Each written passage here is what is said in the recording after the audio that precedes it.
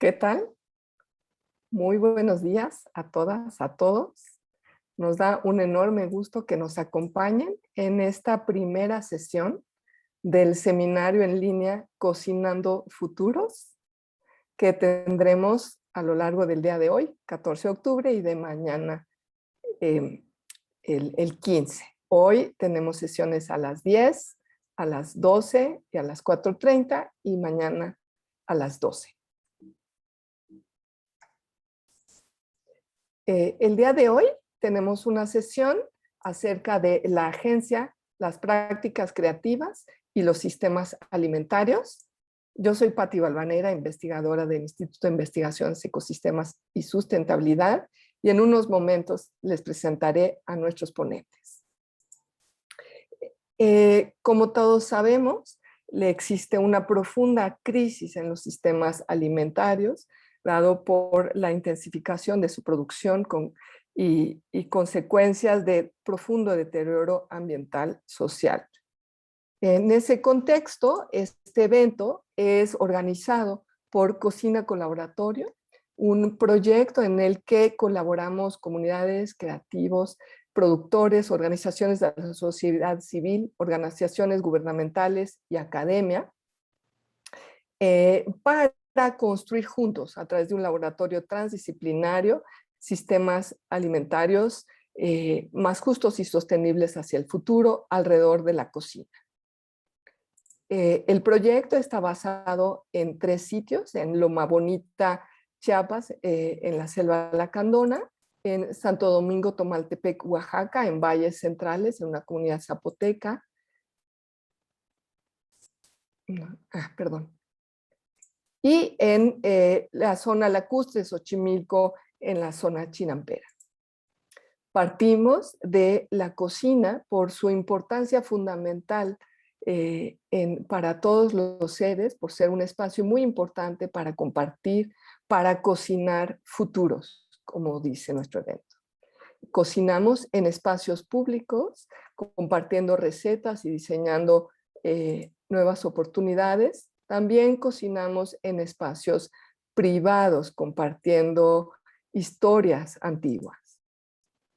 Cocinamos con diferentes tipos de productos, también con aquellos que es necesario encontrar cómo procesar cuando hay demasiada producción. Y cocinamos alianzas.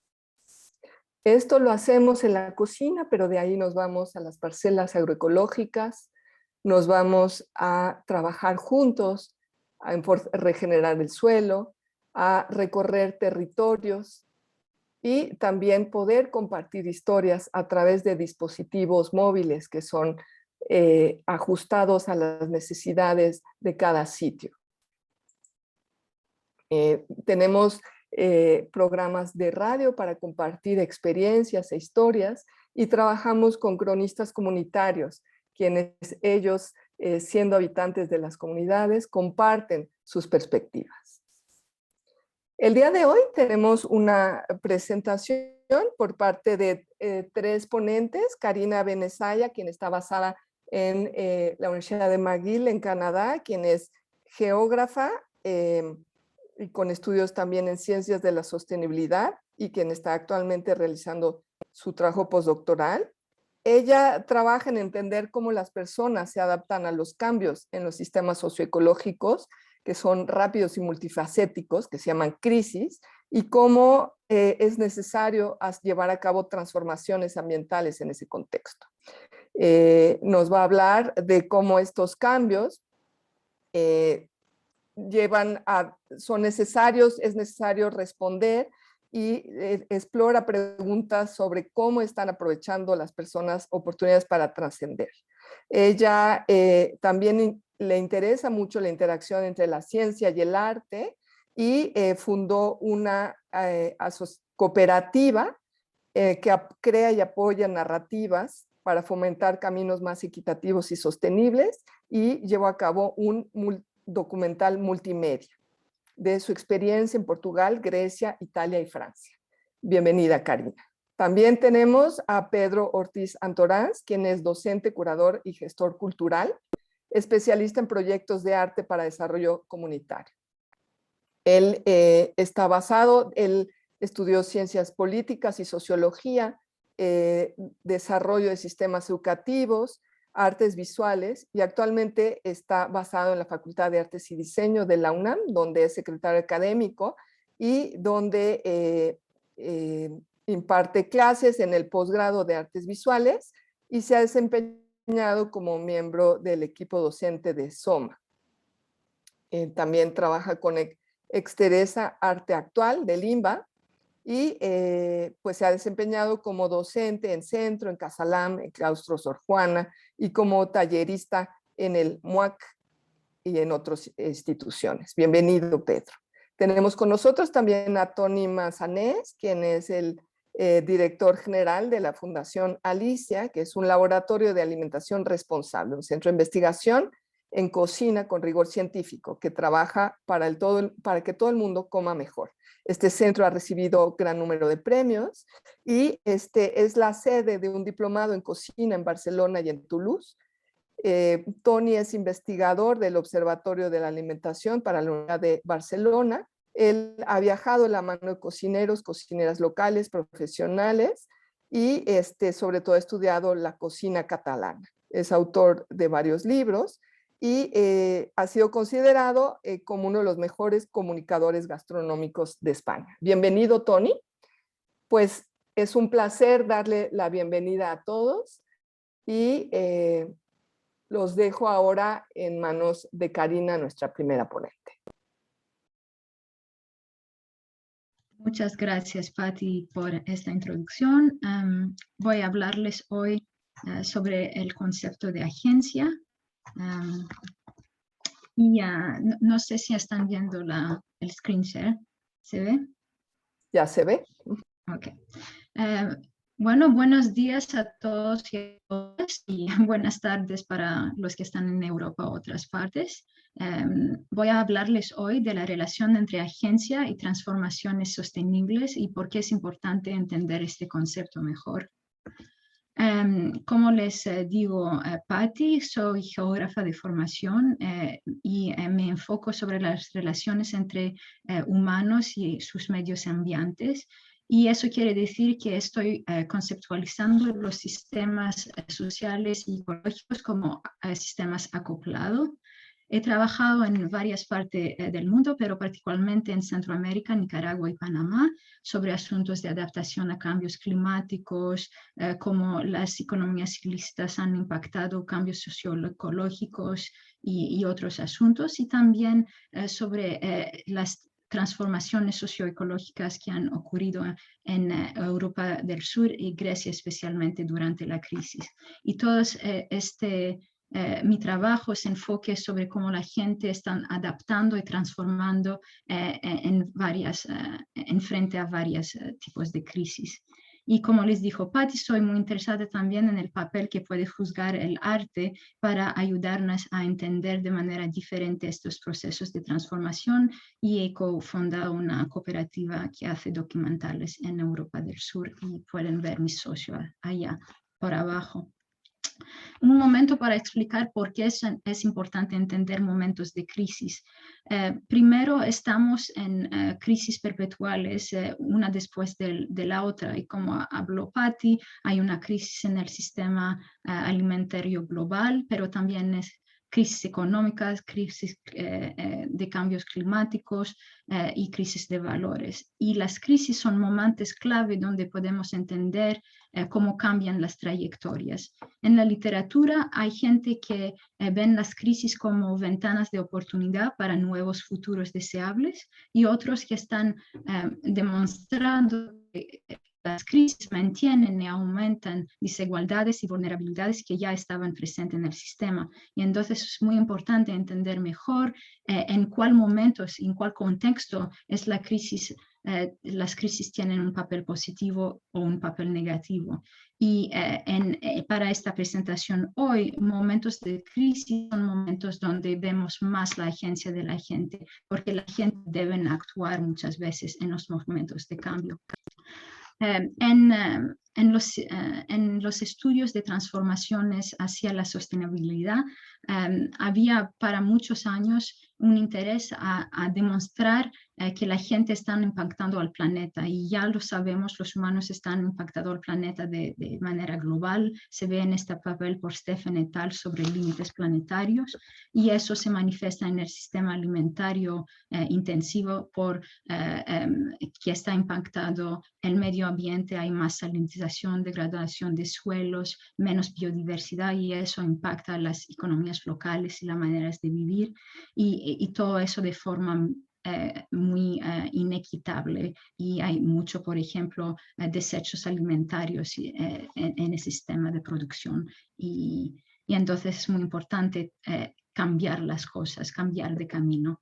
Y yo diría que estos últimos años hay un cambio en los estudios de sostenibilidad, de cambio de estudios que se están enfocando sobre entender los impactos que los humanos tienen en el planeta, sobre una pregunta más general: ¿qué podemos hacer para caminar hacia futuros justos y sostenibles? Y eso es un reto mayor, porque necesita colaboraciones trans e interdisciplinarias con gente que no están en el mundo académico. Necesita entender mejor interacciones y retroalimentaciones, porque un cambio en un lugar afecta a otro lugar, a veces muchos años después, y necesita tomar de manera seria la dimensión normativa de estos cambios socioecológicos. No tienen todos la misma visión de cuál es el camino que deberíamos tomar, y eso nos lleva al concepto de caminos plurales, porque la gente tiene visiones diferentes, pero también experiencias diferentes, porque estamos viviendo en un mundo muy desigual. En los estudios de transformaciones hay una tensión entre los enfoques sistémicos que están interesados en los cambios de manera más general, y eso vienen, por ejemplo, de estudios de resiliencia o estudios sociotécnicos, que están muy diferentes de enfoques basados a la gente, y eso están tratando de entender quién está ganando o perdiendo en estos varios caminos, y eso viene, por ejemplo, de estudios de desarrollo, estudios de ecología política, de crecimiento, justicia ambiental, y hay una tensión porque la unidad de análisis es muy diferente si uno se enfoca en el sistema o si uno se enfoca en la gente. Por ejemplo, en muchos de estos estudios más generales de cambios sistémicos, hay esta idea que la transformación puede ser dirigida por un grupo particular, y eso se llama adaptación dirigida. Pero ¿quiénes son esta gente que están dirigiendo estos caminos? ¿Y cómo eso se relaciona con cambios radicales? Porque ahora, si se necesita cambiar de sistema de forma más general, eso debe ir de forma más profunda, de forma más radical.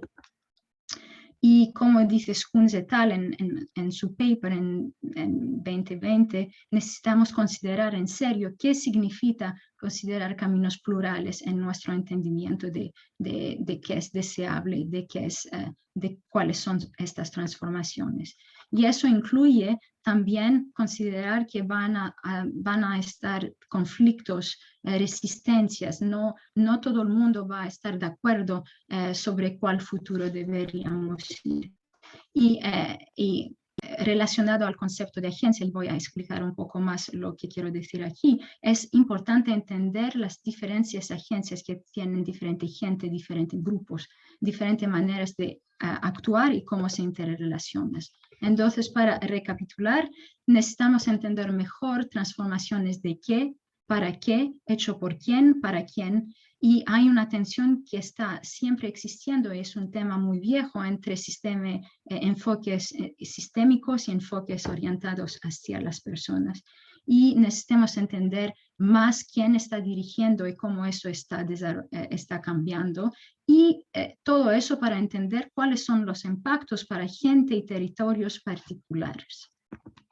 Entonces, la agencia. La agencia es un concepto clave para entender todos estos cambios socioecológicos y procesos de transformación, porque es relacionado a entender mejor las formaciones de intenciones, motivaciones y acciones.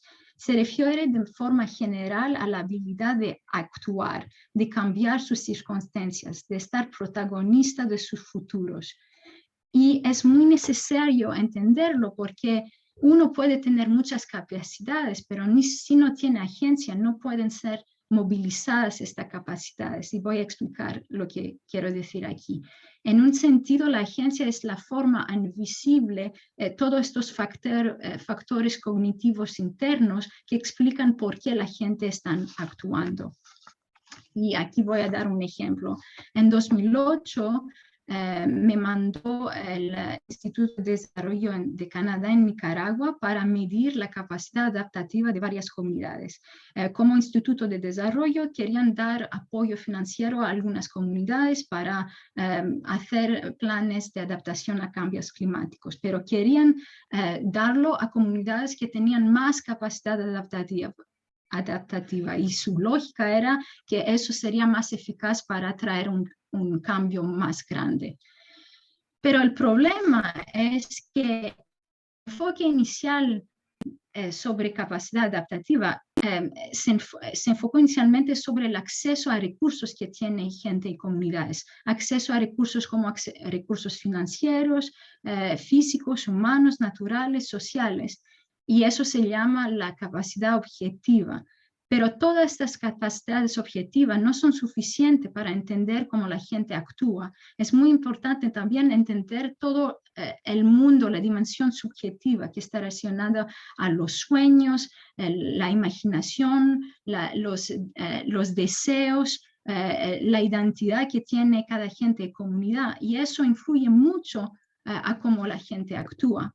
Y entonces hice un recorrido en un sentido de diferentes formas de agencia y cómo fue utilizada en estudios de cambios socioecológicos. Y encontré que hay dos maneras más de forma general de conceptualizar la agencia. Lo que llamo al inicio agencia interna, y eso se enfoque sobre las dimensiones internas, todos los procesos cognitivos internos que tiene cada individuo, sus deseos, sueños, expectaciones y su imaginación. Eso fue desarrollado en psicología cognitiva, sociología y después aplicada en adaptación, vulnerabilidad y otras disciplinas. Y en esta agencia interna hay algunos aspectos muy importantes para que entender por qué alguna gente actúa y otra no. La idea de intencionalidad y previsión, y eso quiere decir la habilidad de la gente de formar planes y de anticipar el futuro. Y eso se relaciona a la importancia de la imaginación para ver futuros potenciales y a la importancia del framing, del cuadrado que se da uno, cómo conceptualiza el problema que tiene cada quien. La importancia de la autorreflexión, la habilidad de examinar y cambiar sus propias acciones. Y la autoeficacia, que es algo bastante importante para mí, que se refiere a la habilidad de creer que sus acciones de cada uno van a cambiar algo. Si alguien, una comunidad, una persona piensa que lo que va a hacer no va a cambiar nada, muchas veces no van a actuar.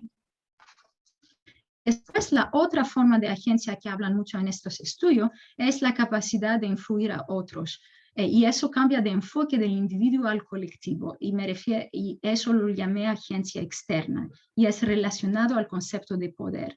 Y la mayoría de los estudios de resiliencia y de transiciones se enfocan en la agencia externa. Y han hecho muchos estudios de la habilidad de algunos actores, usualmente influentes, a dirigir caminos específicos. Y claro que ambas formas de agencia son interrelacionadas y co-constituidas. Voy a dar ahora el ejemplo de Grecia para explicar más estos conceptos. Voy a dar el caso de cómo mucha gente fue impulsada a regresar a la tierra durante la crisis y voy a empezar a darles el contexto socioecológico. Después voy a hablar de la capacidad objetiva que tenía la gente en este estudio de caso y después voy a hablar cómo eso se relaciona con agencia interna y agencia externa. En 2008 hemos tenido una crisis financiera global y Grecia fue afectada particularmente en Europa. El tercer de la población fue desempleada y 50% de los jóvenes. Y eso fue el efecto de la crisis, pero también de las medidas de austeridad que fueron impuestas por el gobierno y la troika. Y entonces muchos periodistas vieron que había mucha gente de áreas urbanas que empezaron a cultivar y a regresar a la tierra. Y eso quería decir regresar en sus pueblos afuera de la ciudad, pero también transformar usos de tierra en la ciudad, por ejemplo, creando jardines comunales. Y por primera vez vimos un incremento en el porcentaje de cuánta gente fueron empleadas en el sector primario. Entonces entrevisté más o menos 100 personas que regresaron a la tierra en varias partes de Grecia y organizaciones y expertos que los apoyaron, por ejemplo, dando acceso al conocimiento, semillas, crédito y otras formas de soporte. Y las entrevistas tenían parte de datos cualitativos y cuantitativos, y puedes hablarles más de eso si quieren después. Entonces, lo que vimos es que no había una experiencia singular de regreso a la tierra, pero diferentes tipos de regreso a la tierra asociados con diferentes capacidades, diferentes percepciones, diferentes estrategias. Una cosa muy importante cuando hablamos de las capacidades objetivas que estaban disponibles en este caso es que el acceso a la tierra en Grecia es más fácil que otras partes de Europa. Y eso es porque al inicio del siglo XX había una reforma agraria que dio acceso a la tierra a mucha gente, casi la mayoría. Y la gente guardaron sus pedacitos de tierra por razones culturales. Y mucha gente siguen teniendo una relación con los pueblos de sus abuelos, pero para razones culturales no productivas. Entonces, antes de la crisis, la gente iba quizás en los pueblos de sus abuelos, pero no para cultivar, solamente para pasar tiempo allá para vacaciones. Y entonces estas redes familiares fueron muy importantes para permitir a la gente de regresar a las tierras. Entonces, 64% fueron por redes familiares y 25% fueron creados por colectivos y comunidades, etc. Es importante decir que estas parcelas son pequeñas, fragmentadas y difíciles a gestionar, y entonces eso es algo que fue muy difícil en su experiencia de regreso a la tierra. Había entonces tres grupos, los que lo hicieron para autoconsumo, usualmente gente que no tenía mucha experiencia previa en agricultura, con ingresos muy bajos, y para ellos fue muy importante las experimentaciones en áreas urbanas, los jardines urbanos que fueron creados durante la crisis. Había la gente que regresaron a la tierra para tener un ingreso complementario, y para ellos fue muy importante el acceso a árboles productivos que estaban preexistiendo en, por ejemplo, los pedazos que tenían sus abuelos. Y había la gente que lo hacían de forma más empresarial y ellos tenían los más recursos. Lo que es interesante aquí para decir es que todos fueron interesantes a cambiar modos de producción y todos mencionaron una dimensión política. El 91% querían hacer agricultura orgánica y cambiar el sistema de producción en Grecia. Entonces, eso quiere decir que si este movimiento tenían más el impulso, hay una oportunidad para cambios más grandes hacia una agricultura sostenible en Grecia. Pero como nos dijeron mucha gente, se necesita un apoyo institucional diferenciado. Entonces, todo eso para decirle que había un interés para cambiar el sistema alimentario en Grecia en tiempo de crisis, y mucha gente que hicieron esta transformación de manera de vivir y en su economía. Pero ¿por qué la gente regresaron a la tierra y cómo se relacionó a estos conceptos de agencia que le he hablado al inicio de la presentación? Claramente, cambios en el contexto socioeconómico fueron muy importantes. La gente hablaron del desempleo y de la inseguridad y también de cómo las condiciones laborales se estaban empeorando, y eso lo vemos en esta cita. No podía aguantar estar en Atenas a causa de la crisis económica. Dejé mi trabajo de forma voluntaria porque no podía aguantar más. Me fue porque no me sentía humano en Atenas, y eso es algo bastante fuerte de decir, no me siento humano, necesito dejar este sistema. Y la gente mencionó que fue muy importante cambios en el discurso social más general, y hubo una mayor aceptación de la agricultura como actividad, como algo que es una buena idea. Y mucha gente me dijo que antes ser agricultor estaba relacionado con pobreza, pero ahora es relacionado con algo que es una buena idea, una cosa que vale la pena hacer. Y se ve en esta cita. La gente ha empezado a aceptar este regreso a la tierra y al pueblo como una buena idea, y eso es por la crisis. Entonces, aquí se ve la importancia del cuadrado que le estaba diciendo, el framing. Un tercio de la gente me dijeron que han elegido hacer este regreso a la tierra. No eran víctimas de la crisis, pero tomaron el control de sus vidas. Para algunos, todo eso estaba relacionado estaban catalizando deseos que existían. Y entonces, esta persona en esta cita dice que siempre quería estar agricultor, pero no lo hizo, y la crisis le permitió hacerlo. Y como lo dice, lo hice 15 años después. Para otros, cambió sus valores de forma radical, y se ve en esta cita. Antes estaba completamente en un modo de vida capitalista en Atenas. Quería ser empresario, hacerlo y conquistarlo todo. Lo hice todo, los estudios, la promoción profesional. El trastorno ocurrió durante la crisis, cuando empecé a pensar cómo llegaron las cosas a eso y qué estoy haciendo. Por eso decidí empezar a aprender a ser autosuficiente.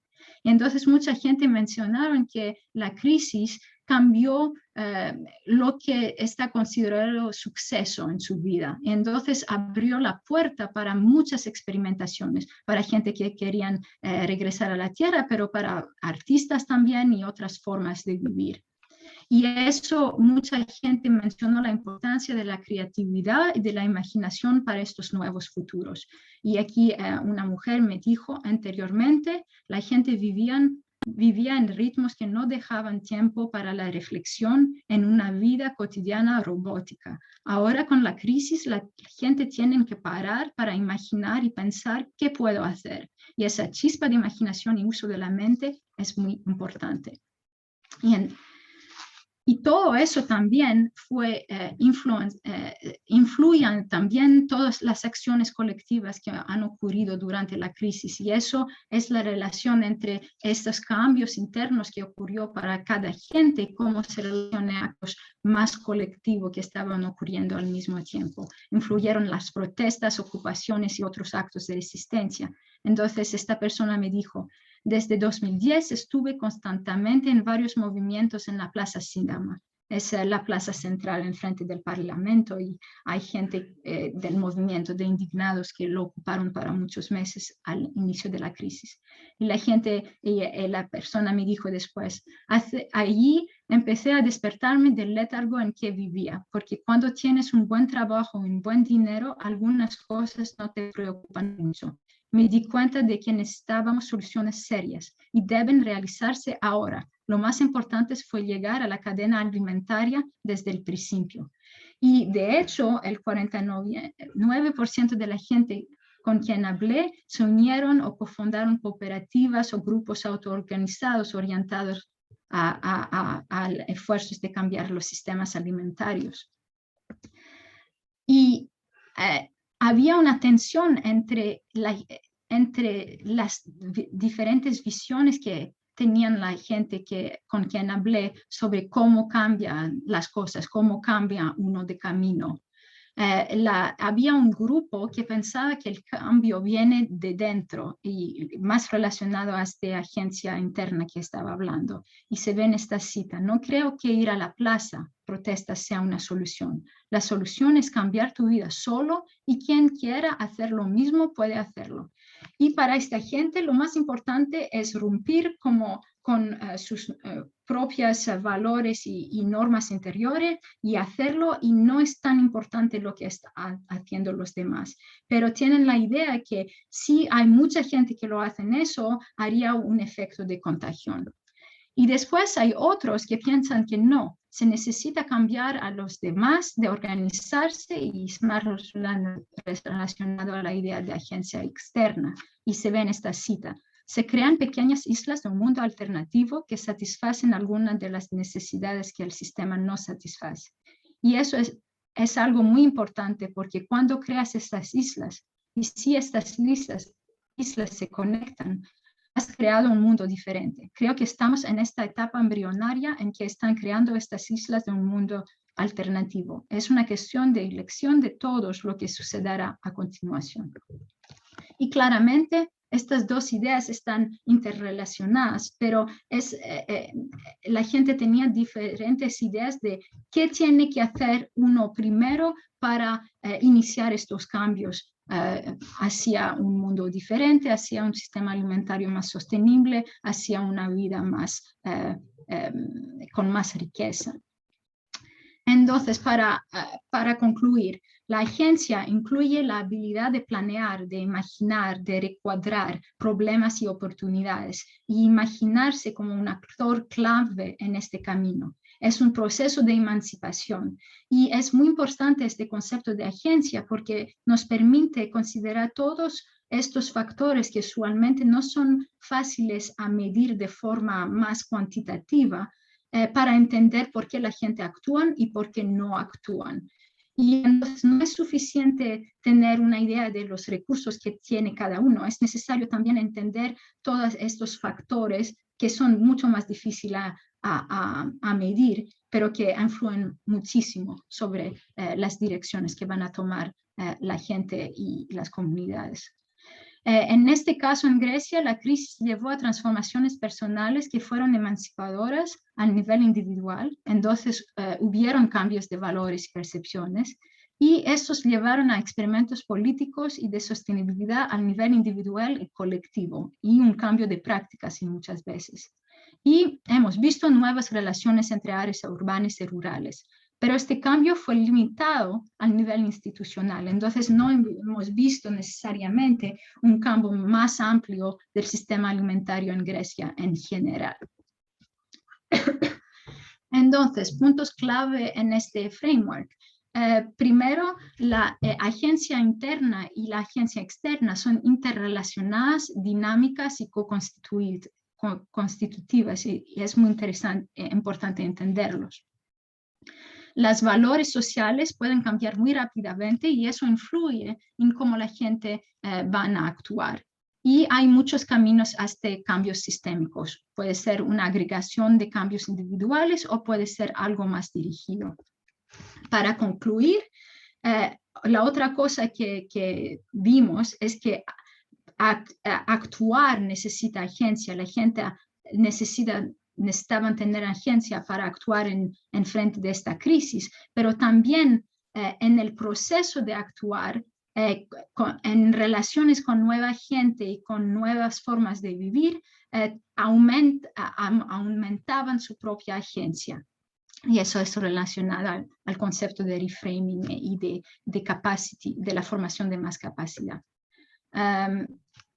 Bueno, Pedro va a hablar más en la importancia del arte y de la imaginación, pero es algo también que he visto en mi trabajo y podemos hablar más de eso. Muchas gracias. Pues muchísimas gracias, Karina, por esta súper interesante presentación. Vamos a darle la palabra ahora a Pedro. Buenos días y gracias por la invitación también. Voy a compartir pantalla. Me avisan cuando ya la sí, vean. Ya se ve. Déjenme nada más la pantalla completa. Ya, de acuerdo. Pues muchas gracias, un honor, y sobre todo después de la maravillosa plática que nos ha dado Karina, interesantísima, ¿no? Yo pues vengo, como comentaba, a Karina a platicar sobre el rol del arte, digamos, como forma de conocimiento. Y es algo que deriva de mi propia investigación sobre la inserción de la práctica artística en el mundo académico y también como mi práctica como curador, digamos, al frente de proyectos de mucha diversa índole, pero especialmente de arte participativo y arte comunitario. Y yo pues me gustaría compartir algunas ideas, no es más una plática conceptual, de que viene a aportar algunas ideas sobre la posibilidad de la contribución de la práctica creativa y de las artes a los procesos de conocimiento. Y quisiera empezar, de hecho, con una lectura de una cita, que es de un artista uruguayo que se llama Luis Kamnitzer, que dice que el arte no es una disciplina creada para fabricar objetos o una artesanía, sino que es un medio para organizar y expandir el conocimiento. Aún más, es el medio que permite especular sobre conexiones que son consideradas inaceptables o inconcebibles por otras disciplinas. El arte es una forma de pensar y de adquirir y expandir el conocimiento. Su utilidad mayor no es la de colocar piezas en un museo, sino la de ayudar a usar la imaginación. Y bueno, pues me sirve de punto de partida precisamente para extender este sentido no convencional del arte, que tiene que ver más con un proceso de conocimiento que con un objeto. Y bien, hay que romper, ese es mi parecer, es que hay que romper con el estereotipo que caracteriza a la práctica artística como una actividad intuitiva, caótica y enigmática, en las antípodas de la actividad analítica, ordenada y racional de la ciencia. Y hay que empezar a entender las artes como una forma de conocimiento, entre otras, que en lo particular además nos ayuda a utilizar nuestra imaginación y a experimentar libremente con el mundo. La práctica artística además contribuye a transformar los modos de conocimiento académico, ampliándolos hacia regiones no verbales, sensoriales, corporales y emocionales. Esto ayuda a reintegrar aparentes oposiciones entre el hacer y el saber, entre la palabra y la imagen, entre el mostrar y el demostrar, entre el sentir y el pensar. De hecho, esta presentación es una exploración de los rasgos del arte como una forma de conocimiento y también es una llamada a indisciplinar otras disciplinas, otros saberes y otros haceres a partir de la capacidad de las artes para romper las reglas. De hecho, el primer rasgo del que me gustaría hablar es el saber y el hacer, y que tiene que ver precisamente con el romper esas reglas. Ya desde la segunda mitad del siglo XIX, pero con mayor intensidad a partir de las primeras vanguardias del siglo XX, la práctica artística devino también una forma de deshacer, de desarmar, descomponer, desestructurar, contravenir las funciones de todo aquello que toca. Se trata de un conocimiento que emerge de romper las reglas, que contraviene las funciones y las definiciones tanto de la propia práctica artística como de otros saberes y haceres con los que entra en contacto. De hecho, este deshacer o acción desestructurante de las artes es capaz de revelar aspectos de la realidad que han quedado ocultos en la inercia, en la costumbre, en la rutina, en las convenciones, y de mostrarnos otras rutas alternativas al deber ser. La práctica artística en este sentido puede devenir una forma de metadisciplina o antidisciplina que se encuentra críticamente con otras formas de conocimiento y experiencia. Uno de los rasgos quizá para mí el más relevante que puede aportar la práctica artística es precisamente la capacidad de experimentación libre. Y hay que decir al respecto que las artes raramente conducen experimentos en el sentido y modo en que lo hacen las ciencias. En la práctica artística domina el principio de primero pruebo y luego veo qué pasa. Es decir, es una experimentación heurística, sin protocolo. El experimentalismo en artes suele dirigirse por intuiciones, por visiones y metáforas, no tanto por hipótesis, y nos conduce hacia experiencias que cambian nuestra conciencia, el modo de experimentar nuestro ser y estar en el mundo. De hecho, la idea de experimentalismo en las artes está ligada a la exploración libre, a la impredictibilidad, a la aceptación y aprovechamiento de los errores afortunados, y consiste en el reconocimiento de una esencial indeterminación de los caminos para adentrarnos al conocimiento. Otro aspecto también, otro rasgo importante es la ampliación de lo sensible. Esta es la capacidad que tienen las artes, y esto es para mí quizá como casi definitorio, podría ser casi una definición de las artes, que es traer a la atención, de los márgenes de la atención al centro de la atención, hacer visible lo que estaba fuera de nuestro campo de percepción, a partir del juego con color, con la forma, con el sonido, con el movimiento, con el espacio, entre muchos otros parámetros con los que puede jugar el arte. El arte, de esta forma, se sitúa en un momento prelingüístico o preconceptual del conocimiento, antes de que las cosas se pongan en palabras. De hecho, el arte logra que prestemos atención a asuntos a los que no damos importancia o que preferimos ignorar. Experimentar en las artes es jugar con el modo en que las cosas se presentan, se revelan, se manifiestan, se abren y se exponen o se muestran a nuestra atención.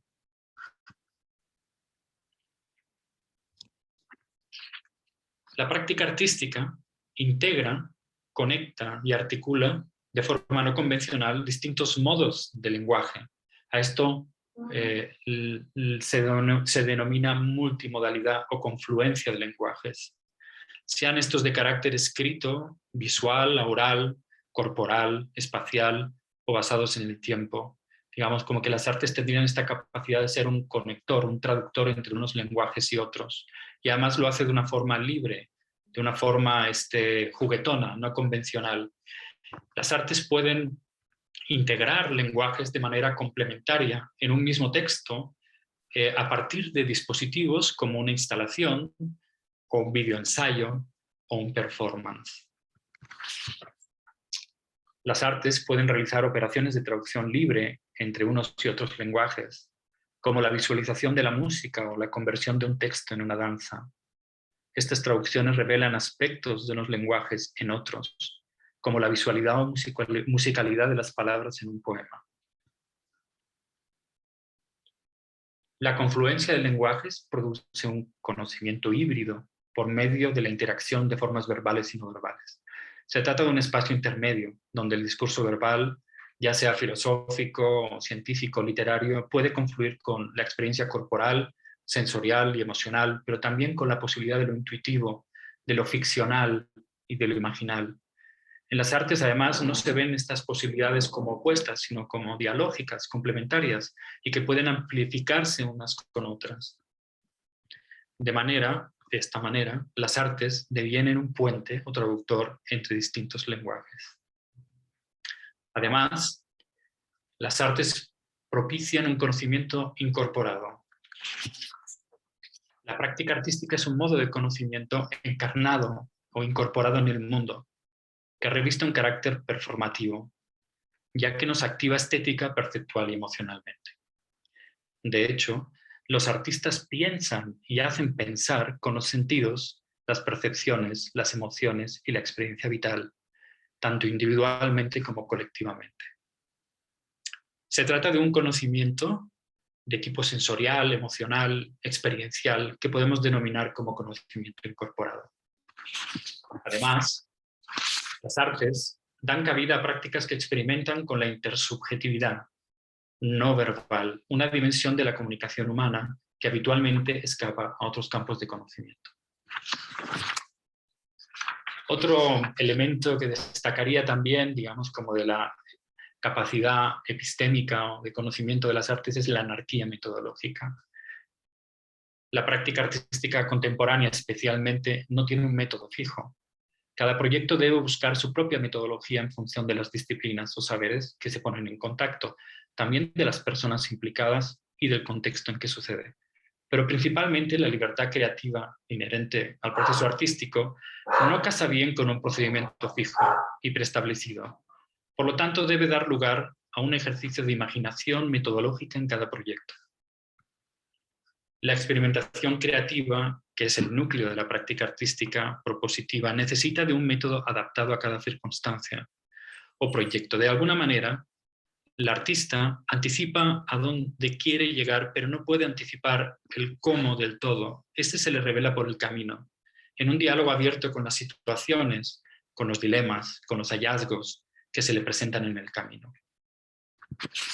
Relacionado también con este aspecto está la capacidad quimérica y utópica de las artes. Mediante la utopía y la quimera, la práctica artística se proyecta hacia sus límites técnicos, conceptuales y disciplinarios. En ese tránsito emergen otras posibilidades y ramificaciones de la práctica. El horizonte de lo irrealizable es un movilizador de los proyectos creativos. En el camino de lo imposible emergen paradójicamente resultados tan interesantes para la práctica artística como en el camino de lo posible. Se trata de darle la vuelta a la idea de que todo proyecto artístico debe producir algo viable, para darle cabida a la irrealización, es decir, volver imposible o irreal una idea. Aprender a pensar la imposibilidad nos enseña a responder ante situaciones epistémicamente desestructuradas, que ponen a prueba nuestra capacidad de experimentación libre. Además, añadiría otro aspecto importante también de esa capacidad de conocimiento de las artes en el salvoconducto disciplinar, una especie de pasaporte libre que tienen las artes para transitar entre las fronteras de las disciplinas. La investigación artística conecta de manera libre y no convencional, como ya he comentado, conocimientos, saberes y prácticas, manteniéndose en las fronteras de las mismas, en una posición de liminalidad desde la que desestructura, contraviene, desordena las disciplinas con las que entra en contacto. La práctica artística puede sustentar una posición de transversalidad con respecto a otros campos de conocimiento, introduciendo mediante una creatividad indisciplinada nuevas formas de subjetividad en otras disciplinas. A diferencia, por ejemplo, del conocimiento científico de tipo arborescente, donde desde una tesis central se desprenden jerárquicamente las ideas, los conceptos, las observaciones y experimentos, el arte es capaz de trabajar a partir de la interconexión fluida, no jerárquica y cambiante entre materia, ideas, acciones e interacciones. La práctica artística se atreve a transitar de manera libre a través de disciplinas académicas, prácticas profesionales, pero también saberes vernáculos o tradicionales, y los conecta de forma no convencional a partir de operaciones de forma, color, disposición, secuencia o ritmo. Además, la práctica artística es también una forma de, digamos, poner en crisis el mundo, ¿no? De poner, digamos, bajo crítica el mundo. Las obras de arte y los procesos artísticos han jugado históricamente un papel en la acción social y política. Si bien no siempre pueden cambiar el mundo directamente, sí pueden cambiar a la gente que lo cambia. Además, las artes pueden dar pie a un conocimiento crítico sobre los mecanismos que emplean las instituciones sociales y las formas de poder para presentar y representarse. Su capacidad para desarmar y reconfigurar las apariencias nos prepara para la desobediencia política y epistémica. Por último, hay un aspecto también que no quisiera dejar de lado, que es la capacidad que tienen también las artes para redefinir lo común y lo colectivo. Los proyectos artísticos pueden conformar comunidades transitorias, donde tienen lugar un propósito creativo común acompañado de una experiencia intensa de colectividad. La transitoriedad y el juego caracterizan las interacciones en el arte participativo, por ejemplo. Nos despegamos de nuestros roles y personalidades cotidianas para asumir con mayor soltura la alteridad, lo otro, y asimismo también la potencia que reside en lo común. La experiencia artística coloca a los participantes en una posición extracotidiana y liminal. Es una suerte de espacio alterno que se llama o se puede dominar como un territorio de juego colectivo. El tipo de comunidad transitoria que se vincula a los proyectos artísticos participativos está más abierta a la experimentación y a la crítica. Promueve modos de encuentro no convencionales entre personas de muy diferentes procedencias y saberes, que en otras condiciones no hubieran estado juntas, en comunidades temporales para la acción colectiva y el cambio de visiones. De esta manera, este tipo de comunidades temporales son modelos de lo colectivo para ensayar formas críticas de lo común y del estar juntos. El potencial del arte no reside únicamente en la posibilidad del ensayo controlado de una utopía. Puede además abrirnos a la experiencia crítica del estar juntos. Esto sucede cuando el público desaparece para sobrevenir en un actor colectivo que se reconoce y se cuestiona a sí mismo, que contempla sus propias emociones y sus predisposiciones. Un proyecto participativo tiene la posibilidad de constituir comunidades de aprendizaje crítico, donde el artista no impone la obra, sino que ésta surge de los contextos y personas que lo integran.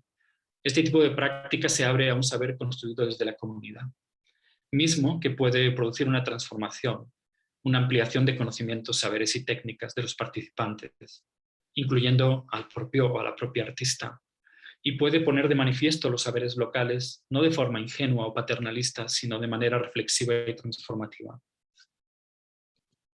Por último, si bien es verdad que algunas de las anteriores facetas también operan en otros campos de conocimiento, en las artes estas tienen forma de lugar combinada, más experimental y más libre. De hecho, las anteriores rasgos del conocimiento artístico muchas veces dificultan que la investigación artística sea considerada como una investigación académica, pues contraviene en muchos casos a las culturas de investigación establecidas en las ciencias y en las humanidades.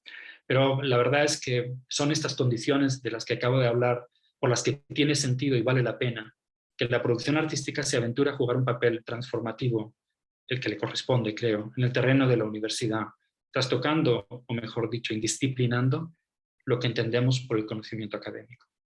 Muchas gracias.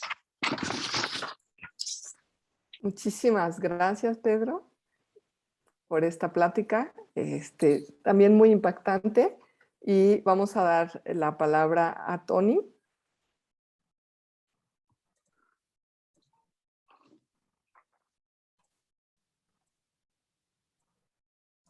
Muchas gracias, Patricia.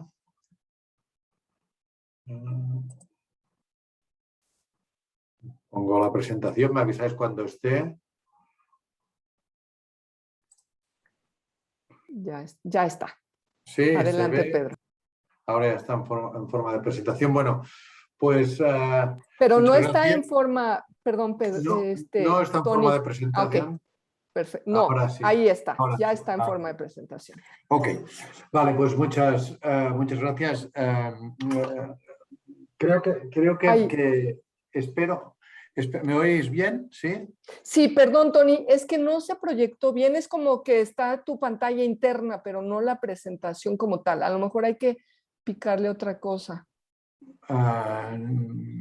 Acá tal vez en la pantallita, porque esto sale como tu pantalla interna con la que diapositiva actual y la que viene. Un momento, que voy a ver si... Un momento. Configuración, visualización. Acá arriba, mira, configuración de visualización.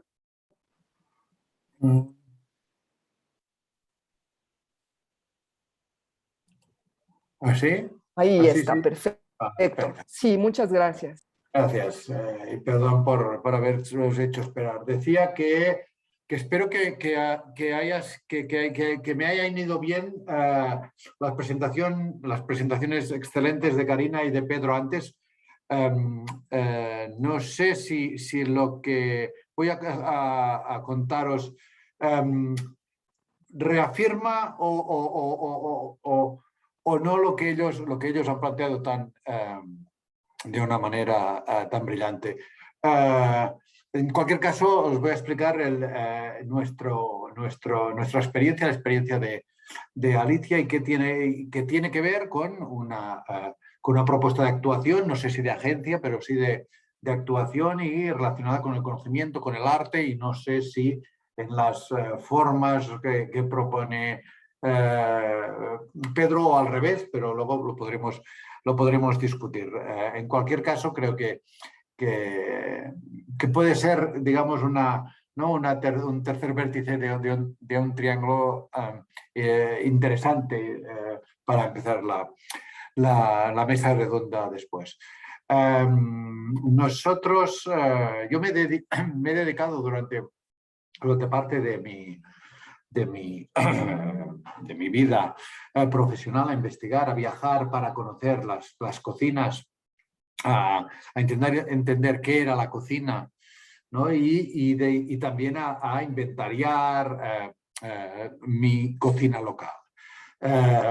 La cocina, el patrimonio culinario local, co-creado por las comunidades, co-creado básicamente por las mujeres, y tan minusvalorado, invisibilizado, etcétera, etcétera, ¿no? En todas partes. Por cierto, creo que es una de las causas del problema alimentario, ¿no? de nutricional que tenemos actualmente, y también del problema de sostenibilidad, pero hoy no es el tema que nos ocupa. Pero es cierto que, ¿no? que también en mi trayectoria profesional y de investigación me encontré con que pasó una cosa cerca de mí que fue transformadora, ¿no? Y es que el arte culinario, ¿no? La cocina excepcional, si queréis que podemos hablar sobre ello más adelante o no, ¿no? Tuvo un momento de disrupción, ¿no? Un cambio de paradigma cerca de mi casa, ¿no? Con el fenómeno, si queréis, del bullying, que ahora no vamos a entrar, ¿no? Se cambió, digamos, la percepción sobre el arte culinario, sobre la cocina de restaurante, etcétera, etcétera, ¿no? Y por tanto se generó una idea muy artistizada, ¿no? Mucho más artistizada del arte, ¿no? O una conciencia más. Yo estuve en Kassel cuando se reconoció de alguna manera, ¿no? por el mundo del arte contemporáneo, ¿no? a la cocina, después de muchas discusiones que aún continúan, y que está bien que continúen, porque si no estaríamos, ¿no? Esto no tendría ningún sentido y no sería tan divertido, pero de alguna manera, ¿no? la bendición desde la ortodoxia o desde la élite del arte contemporáneo, ¿no? de algunas prácticas culinarias como mínimo, etcétera, etcétera, ¿no? Y estas prácticas culinarias, por poner algún ejemplo, son, ¿no? la foto que veis en la izquierda es la tortilla de patatas en deconstrucción, ¿no? del bulli, ¿no? Un plato que cualquier aficionado o periodista, gastrónomo, etcétera, etcétera, ¿no? reconoce, ¿no? Como antes reconocíamos algunos, yo como no soy experto, no todos los ejemplos que nos ha puesto Pedro de otras propuestas artísticas, ¿no? Y nosotros nos planteamos precisamente, y por eso digo que no sé si estoy un poco desde la ignorancia contradiciendo lo que Pedro, o no lo sé, Pedro, luego tú me lo cuentas, pero en un momento dado, ¿no? nos planteamos, ¿no? a caballo del milenio, ¿no? si éramos capaces de toda esta creatividad, toda esta capacidad innovadora, ¿no? que se había de alguna manera manifestado en un momento dado en la cocina, ¿no? Artística, la cocina de restaurante, en la cocina, digamos, con esta pretensión de autorreferencial, de objeto artístico, si podíamos convertirlo, ¿no? trasladarlo de alguna manera para intentar ayudar a que la gente comiese, ¿no? en el marco, ¿no? en el frame, digamos, de su alimentación doméstica, importante, diaria, etcétera, etcétera.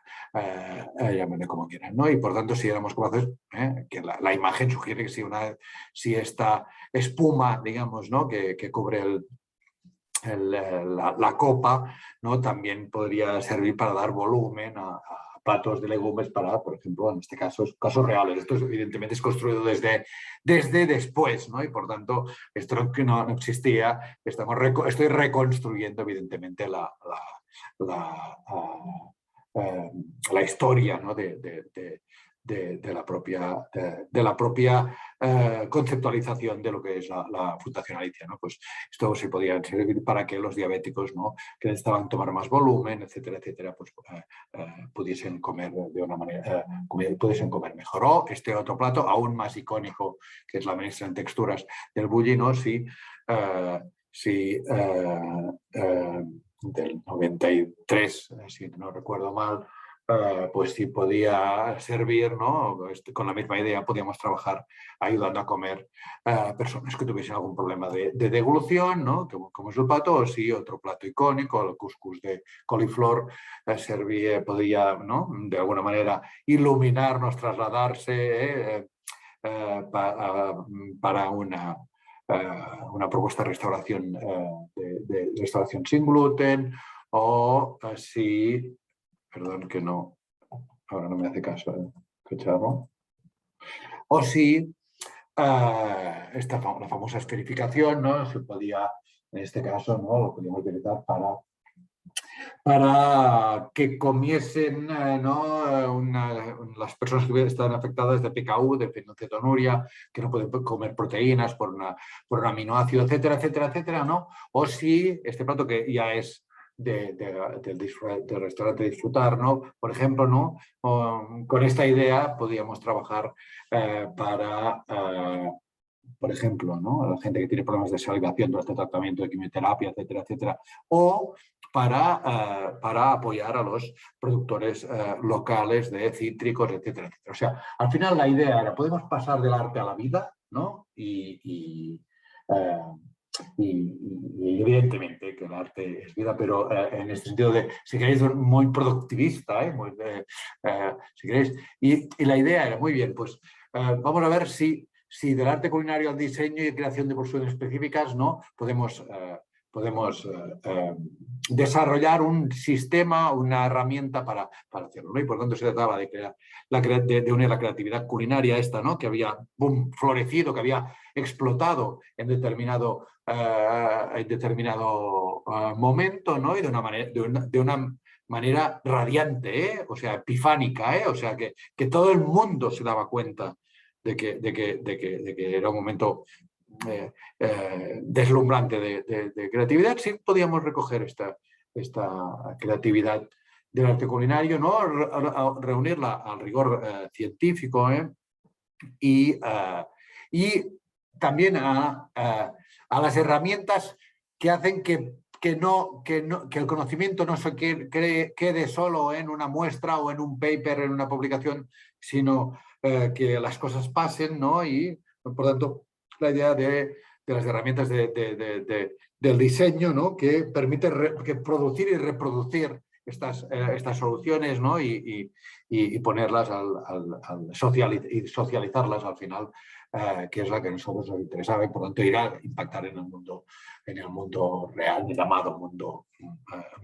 real, ¿no? Y esto es lo que intentamos hacer en 2000, ¿no?, constituyéndola a partir del 2003 en la Fundación Alicia, ¿no?, que al final es un laboratorio responsable de la comida responsable, y el laboratorio responsable de la comida. El laboratorio en el sentido del lugar donde se investiga, y responsable antes o después de la comida, porque es responsable de la comida, pero también porque intenta hacer innovación responsable. Responsable es responsable con los propios, ¿no?, con los propios agentes, pero también con la población, con el entorno, con todo el sistema alimentario. Así nació Alicia, en un monasterio a 50 kilómetros de Barcelona, ¿no?, un monasterio milenario, al pie rodeada de huertos orgánicos, de un pequeño río, el Llobregat, ¿no?, que en un sitio donde antes había una fábrica textil, ¿no?, que había, por tanto, también formando parte de un proyecto de dinamización territorial, en un sitio donde la deslocalización había dejado abandonada toda la industria que había tenido y que había, ¿no?, y por tanto con paro, etcétera, etcétera, ¿no? deslocalización industrial. Y todo esto, pues levantamos lo que fue el laboratorio, ¿no? Que era este centro donde las diferentes disciplinas científicas relacionadas con la alimentación trabajaban de una manera transdisciplinar. Con los chefs, ¿no? con los cocineros, científicos o tecnólogos, físicos, ingenieros agrónomos, tecnólogos. En realidad hablo masculino, pero tenía que hablar en femenino porque el 60 y pico % de nuestros investigadores son mujeres.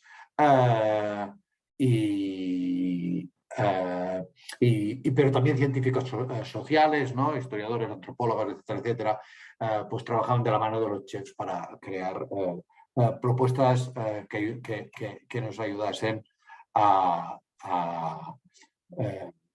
en nuestro propósito, ¿no? Alicia viene de esta contracción, evidentemente, cuando hicimos el naming, pero también, sobre todo, de que es el libro no científico más citado en la literatura científica. Y ahí sí que voy a los referentes de Pedro y seguro de Karina, aunque no tiene tiempo de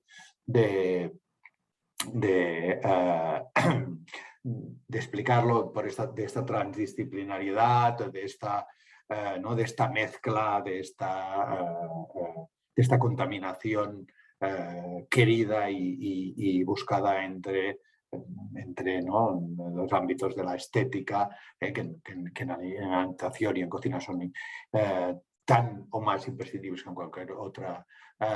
en cualquier otra ciencia de la vida o economía de la vida, y las propias herramientas del rigor, etcétera, etcétera.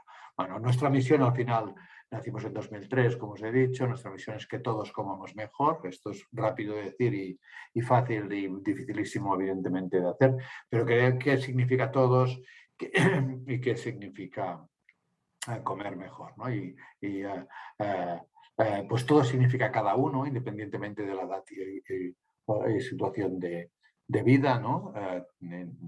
Todo significa todas estas personas, que a todos les pasan cosas como a todos nosotros, ¿no? Y que nos pasan cada día, que tenemos una situación y que tenemos unas circunstancias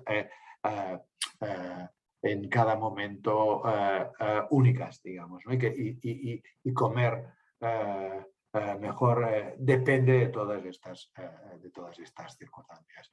Y mejor es, ya sabemos, más sano, más sostenible, más bueno, cuando ahora ya todo el mundo tiene muy claro la idea de sustentabilidad, etcétera, etcétera. Pero os aseguro que cuando nosotros no empezamos a trabajar, no era tan obvio, digamos, la descripción, y nosotros hemos, digamos, intentado tener un medidor, ¿no? Un termómetro que nos permita medir cómo ayudamos o cómo podemos o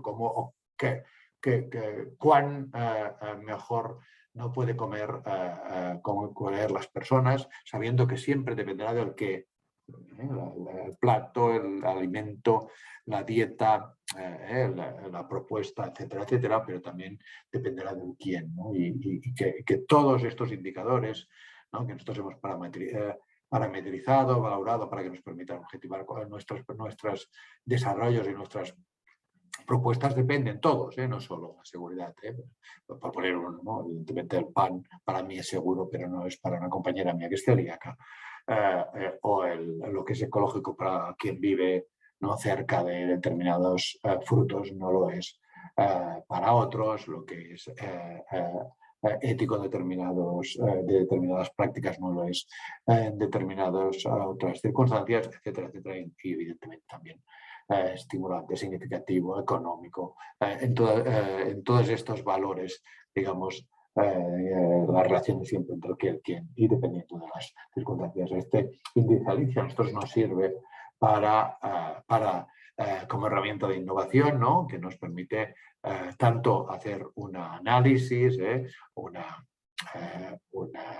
como desarrollar la propuesta, y como luego hacer la propia evaluación, ¿no?, como la propia cómo validar en todo momento los puntos fuertes y a reforzar, digamos, o hasta qué punto podemos sacrificar en parte cualquiera de los ámbitos en los que actuamos, porque cada vez que tocamos una cosa no movemos todas las otras, o tenemos esta idea 360 grados o no entenderemos, es imposible, ¿no? Entender y por tanto trabajar en propuestas transformadoras desde el punto de vista de la comida, ¿no? Bueno, total, al final esta es la idea, ¿no? Proyectos sostenibles con rigor científico, pero con la creatividad y el espíritu muy pragmático, y por tanto la idea es de un equipo transdisciplinar trabajando conjuntamente, y conjuntamente es conjuntamente, ¿no? Aquí no hay cocineros que cocinan ni biólogos que ¿no? y antropólogos sino que las cosas se hacen conjuntamente, ¿no? Y nos dimos cuenta que antes os he enseñado esa línea de la vida que hicimos hace mucho tiempo, digamos, para intentar explicar y explicarnos qué significa todos, ¿no? Qué significa cada uno, ¿no? Y la idea es esto de las personas, poniendo las personas en el centro del sistema alimentario. Y esto lo hicimos muchos años, pero un día nos encontramos con una revista así como seria, como es The Lancet, ¿no? Cuando intentaba analizar cómo funcionaba desde el punto de vista no de los flujos, ¿no? Un sistema alimentario saludable, también ponían una cosa que se parecía bastante a nuestra línea de la vida, que es la que llamamos, ¿no? Y vimos, ¿no?, que en esta descripción decimos, oye, pues vamos a ver en cuántos de estos flujos hemos trabajado, ¿no? Hemos intentado trabajar desde proyectos concretos de la Fundación Alicia. Y vimos que en todos estos flujos habíamos trabajado, y no voy a extenderme ahora en ello, ¿no? Por tanto, al final, lo que hacemos en Alicia es crear y transferir conocimiento para mejorar la alimentación de las personas. En realidad lo hacemos 360, pero para explicarnos, ¿no? Pues lo que decimos es que lo hacemos en el ámbito de salud, en el ámbito de innovación y en el ámbito de territorio, patrimonio alimentario, etcétera, etcétera. En realidad lo que hacemos es innovación con patrimonio alimentario para mejorar la salud, etcétera, etcétera. No, es imposible, ¿no? Como he intentado explicar hasta ahora, pues separar, ¿no? O solucionar o atacar o incluso entender una sola de estas categorías relacionadas con la alimentación. Bueno, en estos años, desde que empezamos a trabajar, pues hemos trabajado hacia 50 enfermedades, restricciones o situaciones de salud, ¿no? Desarrollando soluciones para el día a día de la gente. O sea, pasamos de la cocina extraordinaria a la cocina ordinaria, ¿no? De la gente, de las personas normales que tienen cualquiera de estas circunstancias, entendiendo que estos son enfermedades, pero que las personas son personas, ¿eh? Por tanto, que hay que entender. Nosotros, por ejemplo, cuando hacemos un proyecto de gastronomía triturada, ¿no? Entendemos la persona como persona, ¿no? No como enfermo, no como y por tanto la enfermedad es una de sus circunstancias, y tiene otras, ¿no? Tiene una cultura alimentaria, tiene unos deseos, tiene una situación, etcétera, etcétera, etcétera, ¿no? Unos conocimientos, unas habilidades, unos valores, etcétera, ¿no? Hemos hecho muchos de estos, algunas de estas herramientas o estudios clínicos relacionados con la alimentación, y lo he puesto a disposición de la gente, ¿no? Por ejemplo, todo esto en nuestra web, pues veréis el link, por ejemplo, a Diabetes a la Carta, ¿no? Una web que lo que hace es interactiva, ¿no? Que lo que hace es ayudar a la persona que ingresa en diabetes tipo 2, ¿no? Que debuta en diabetes tipo 2, a entender qué es lo que puede, no puede comer mejor según la prescripción del médico, etcétera, etcétera, ¿no? Adaptado a su cultura alimentaria, adaptado, pero en el mundo real, ¿eh? O sea, me puedo tomar un refresco, ¿no? Aquarius, no lo puedo tomar, ¿no? ¿Cuándo? Sí, no sé qué significa esto, ¿no? ¿Cómo compongo mi almuerzo de hoy, etcétera, etcétera?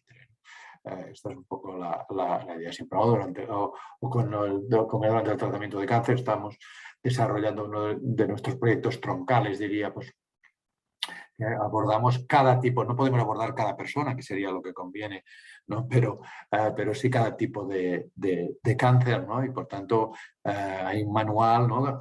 Que en nuestra web podéis ver, ¿no? Dedicado a cada tipo de cáncer. Pasamos por el sexto, séptimo manual, nos faltan 3 o 4 para tener los grandes tipos de cáncer, hay muchos, pero los grandes, ¿no? Los grandes, los que tienen más gente padeciéndolo, ¿no?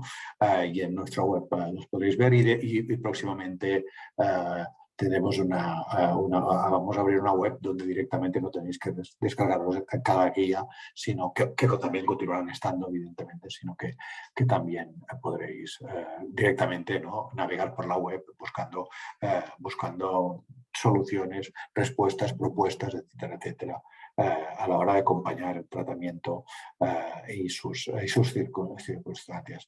Otra web que ya está en castellano, en catalán y en inglés es una web que propone maneras de llevar, ¿no? De ayudar a llevar la dieta cetogénica muy controlada con ratios pautados por los neurólogos para enfermedades tipo epilepsia refractaria o déficit de glutuno, ¿no? Para ataques de epilepsia, cosas de estas. Siempre lo hacemos por un lado de la mano de los especialistas médicos, científicos en esta enfermedad, y de otro lado de la mano co-creando, ¿no? De la mano de los propios usuarios, de los propios interesados o de los propios familiares, ¿no? De quien cocine muchas veces, etcétera, ¿no? Ahora estamos en un proyecto piloto, nos interesa mucho la gente mayor, también los niños o jóvenes, pero nos interesa mucho la gente mayor que hasta la crisis del COVID ha estado tan invisibilizada, ¿no? Era escandaloso. Nosotros organizábamos jornadas sobre alimentación en gente mayor, ¿no? Y nos escandalizaba cómo los medios de comunicación, las redes sociales, etcétera, etcétera, han invisibilizado también no solo a las mujeres, ¿no? Sino también a la gente mayor que además es una parte importantísima, digamos, ¿no? de nuestra sociedad, ¿no? Creando este falso mundo donde todo el mundo es joven, guapo y tiene pelo, no como un servidor, ¿no? Y por tanto ahora estamos en un proyecto de innovación social, ¿no? De redes comunitarias donde los propios restaurantes, bares, etcétera, etcétera, pueden ayudar a la autonomía de las personas mayores que cada vez viven más, ¿no?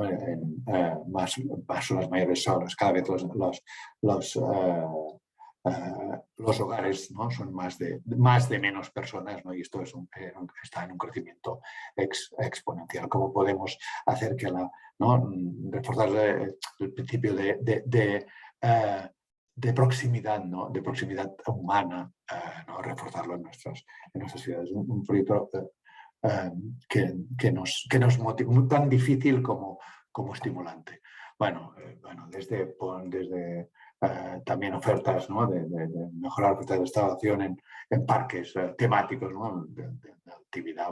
Pedro sabrá cuáles debe haber ido de pequeño en Barcelona, etcétera, ¿no? O trabajar con el Hospital Sant Joan de Déu, hospitales infantiles, ¿no? Para infantilizar el menú, ¿no? No voy a entrar tampoco porque creo que no me debe quedar mucho tiempo, ¿no? Trabajar también con comedores escolares para ver cómo no solo para cómo podemos, ¿no? comer de una manera más sostenible, sana, sostenible, pero también en relación con los productores locales, con la cultura local, etcétera, etcétera, ¿no? En diferentes proyectos, ¿no? Promoción de buenos hábitos, de diferentes también talleres, oficinas, etcétera, ¿no? Casi, cuando no hay COVID, casi 40.000 personas pasan por nuestros talleres, ¿no? Por nuestras oficinas cada año, ¿no? para aprender, ¿no? De acuerdo con su nivel curricular, aspectos relacionados con los valores de la buena alimentación y enseñamos a cocinar desde los niños hasta los médicos, porque sabemos que quien sabe cocinar come más sano, come más sustentable y además diagnostica y promueve mejor la salud, ¿no? Evita el despilfarro alimentario, etcétera, etcétera, etcétera, ¿no? También desarrollamos, ¿no? Alimentos con propuestas, ¿no? Estos son snacks de pescado, hechos a partir de pescado entero, no de harinas de pescado, que son equilibrados, etcétera, para introducir el consumo de pescado en determinados colectivos que lo están abandonando, etcétera, etcétera, ¿no? También trabajamos con la gran industria, pero siempre para aumentar nuestro índice el índice Alicia. O sea, nosotros solo hacemos proyectos que tienen que ser más saludables, más sostenibles, no si sube el termómetro del índice Alicia. Decimos que no a muchos proyectos, aunque nosotros somos independientes, no somos gubernamentales y por lo tanto tenemos que buscar nuestra fuente de financiación, pero decimos que no a muchos proyectos. Pero también es verdad que nos va muy bien, aprendemos mucho cuando los grandes vienen y nos piden desarrollar proyectos. Ellos nos validan, ¿no? Me parece que si no trabajas con grandes, no eres serio, no eres un centro de... Nosotros somos pequeñitos, por tanto no somos los grandes centros tecnológicos de alimentación, pero por tanto está bien, es como también publicamos algún paper, ¿no? De vez en cuando para que vean que somos serios y tal, pero en realidad esto, yo siempre digo, esto nos valida, si queréis, ¿no? Y de ellos aprendemos, porque saben, ellos vienen y te dicen, quiero que me hagas eso y te voy a pagar esto y de esta manera, ¿no? Y luego ellos lo van a llevar al mercado. Pero es cierto que, ¿no? Lo que nos hace diferenciar no es que sepamos trabajar con ellos, sino que somos capaces de trabajar con pequeños productores, ¿no? Y esto es lo que nos diferencia, con pequeños productores, con pequeñísimos productores, con pequeños elaboradores, con pequeños artesanos alimentarios y acompañarlos también en la alimentación. Y de eso, en la innovación, digo. Y eso sí que nos llena de orgullo, porque ellos son los que están, por lo menos en Europa, ¿no? Están, digamos, expulsados de la innovación, ¿no? Los proyectos de innovación, muchas veces sustentados por fondos europeos, etcétera, etcétera, son muy difícilmente accesibles a los pequeños, los artesanos alimentarios, los pequeños productores, a los campesinos, nosotros, que son, al final, aquellos que son necesarios para garantizar nuestra alimentación al día de mañana, ¿no? Y en este sentido nosotros trabajamos, que desarrollamos proyectos para acompañar a la innovación a esto, ¿no? A pequeños productores y a campesinos y a artesanos alimentarios, ¿no? Y también trabajar, por ejemplo, promoción de productos de la tierra, valorización, estrategias de valorización de diferentes productos, que es la manera de ayudar también a los productores. Aquí algunos ejemplos de productos muy locales, muy de biodiversidad tradicional o artesanos, ¿no? a los cuales estudiamos, damos soporte. Una curiosidad, porque entiendo que la mayor parte de la gente que nos ve, deduzco, igual no es cierto, ¿no? Es latinoamericana, ¿no? Y por tanto, seguramente, ¿no? El plato de mi derecha arriba, ¿no? Igual lo reconocerán como una especie de pozole, ¿no? O de mole, o sea, de maíz, evidentemente, ¿no? Bueno, pues yo vivo a 50 kilómetros al norte de Barcelona, en el Pirineo, ¿no? Y este es nuestro plato típico de Navidad, un plato de maíz que además no es conocido fuera de nuestra comarca. Te mueves 20 kilómetros y no nadie lo sabe, pero nosotros en Navidad tomamos esta especie, insisto, muy parecido al pozole blanco, ¿no? Y esto nos habla, ¿no? Y no sabíamos, en realidad, evidentemente, ¿no?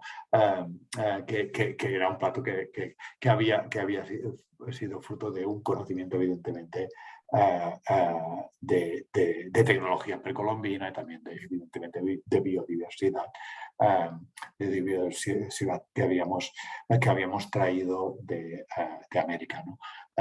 Bueno, también podríamos hablar de nuestros tomates, ¿no? Locales, etcétera, etcétera, o de estas berenjenas blancas, ¿no? que nosotros hemos valorizado y hemos reintroducido en el mercado y que ahora gozan de un cierto éxito, incluso entre los cocineros reconocidos los utilizan, ¿no? Y que esto da al final más valor, más chance de ganarse la vida a los pequeños productores, que es lo que nos interesa.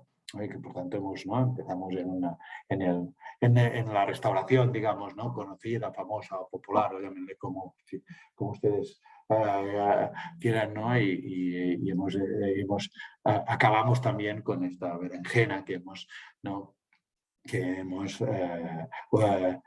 utilizado, digamos, como estrategia para a través de la valorización poder dar más chance de poder ganarse la vida trabajando en aquello que nosotros necesitamos, ¿no? que es la agricultura de proximidad a nuestros vecinos, los campesinos. Ya está. Lo dejo aquí y quedo a su disposición para lo que ustedes quieran. Muchas gracias. Pues muchísimas gracias, Tony. Si nos hacen favor de prender sus cámaras, los ponentes y de los 3 ponentes, y ahora empezaremos una sesión de preguntas y respuestas de estas 3 charlas súper interesantes, muy distintas, ¿no? Tenemos... Karina enfatizó mucho los procesos de transformación, tanto individual como colectivo, y cómo las crisis ofrecen oportunidades únicas de transformación en búsqueda de nuevos futuros a través de estas transformaciones individuales y colectivas que están interactuando. Por otro lado, Pedro nos habló de las herramientas que, digamos, de todo lo que el arte nos permite explorar dimensiones muy distintas, y pensando en esta construcción de futuros posibles, pues nos permite cuestionar, nos permite experimentar, nos permite hacer cosas muy distintas que la parte muy estructurada y racional de un acercamiento tradicional de la ciencia nos daría, pero que puede haber una posibilidad muy interesante de construcción de conocimiento entre diferentes tipos de saberes y diferentes formas de hacerlo. Y finalmente Tony pues nos habla de esta experiencia transdisciplinaria en donde nos muestra un abanico de soluciones concretas muy específicas para diferentes tipos de personas con diferentes necesidades alimentarias. Así es que invitamos al público que nos está siguiendo en Facebook. Tenemos en este momento 28 personas conectadas vía Facebook y esperamos que en eventos posteriores puedan ver el video que estará conectado, pero yo quisiera empezar con una pregunta en el contexto de este simposio, ¿no? Invitando a nuestro auditorio en Facebook que nos mande preguntas vía el chat, pero por ahora yo quisiera preguntarles, justamente este evento es sobre cocinar futuros, ¿no? Futuros más sostenibles, futuros más justos, como decía Karina, futuros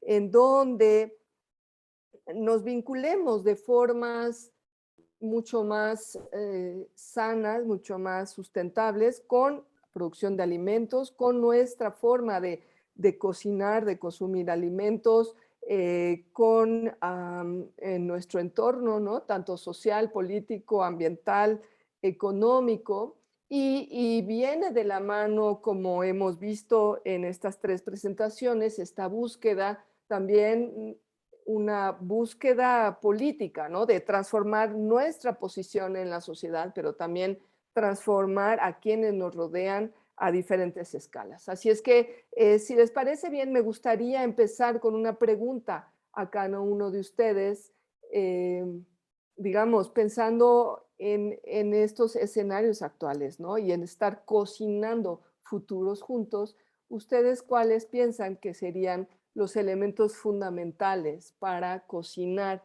estos futuros más deseables?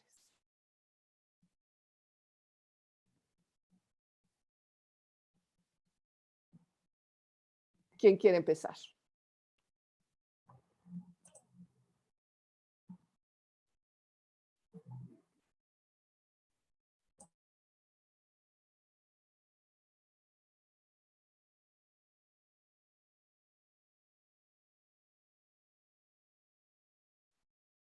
Karina, anímate, ándale. Ya ni modo, les voy a dar la palabra para que se animen. Bueno, es una gran pregunta y pienso que hay muchos elementos fundamentales, pero inspirada por las ponencias de Tony y de Pedro, yo diría un elemento fundamental es dar espacios seguros para experimentar, porque no sabemos cómo va a estar el futuro. Y cuando digo seguro, es estos espacios donde uno puede hacer cosas que no van a lograr, no están necesariamente toda la presión de un mundo económico y todo eso. Y por eso en ambas presentaciones de Tony y Pedro me gustó esta idea de la experimentación, pero también de colaboraciones que dan la oportunidad de ir afuera de lo que está haciendo uno de forma usual. Por ejemplo, en la presentación de Tony me gustó mucho el enfoque sobre la salud, pero relacionarlo como que sea la comida buena, porque muchas veces, por ejemplo, en hospitales, la comida, mucha gente piensa en la comida es asquerosa en los hospitales, pero no necesitamos que sea asquerosa, y eso fue el producto de un experimento. En la presentación de Tony habló de la importancia del arte para, por ejemplo, darnos este aspecto sensorial y corporal, y pienso que es muy importante. Por ejemplo, cuando hablamos, mucha gente ahora en el mundo académico pues sobre cambios climáticos habla de la importancia de las percepciones, los sentimientos, el hecho que mucha gente tiene mucha pena que están desapareciendo, por ejemplo, la biodiversidad, pero no saben qué hacer con esta pena. Y por eso necesitamos estos espacios de experimentación para poder crear estos futuros nuevos. Pero muchas veces eso es algo que pueden hacer solo alguna gente, un poco de una élite quizás, porque no tienen todas las presiones de sobrevivir a cada momento. Y por eso pienso que es muy importante dar estos espacios de forma institucional, y cualquier actor que permite a gente que usualmente no tienen la oportunidad de experimentar. Muchas gracias, Karina. ¿Quieres contestar también, Pedro? Sí, también quisiera abonar a lo que estaba comentando Karina. A mí también me dejó muy pensando mucho lo que expuso Karina, y hay una idea que me parece fundamental, y que además conecta con lo que luego también se piensa desde la ciencia política, ¿no? Que es la conexión entre la agencia interna y la agencia externa, ¿no? O sea, como que esto que también hay que decir que en la historia del arte está muy presente, que es el cambio a través de pensar el transfórmate a ti mismo, y el cambio a partir de pensar necesitamos cambiar las instituciones del mundo, ¿no? O sea, como que esta especie de cambio hacia adentro o cambio hacia afuera. Y es muy importante poner en sintonía ambos, ¿no? Hay yo creo que lo que hemos aprendido a lo largo del siglo pasado precisamente es que la dicotomía entre estas dos visiones, porque el siglo pasado se caracterizó muchas veces por separar ambas vías, ¿no?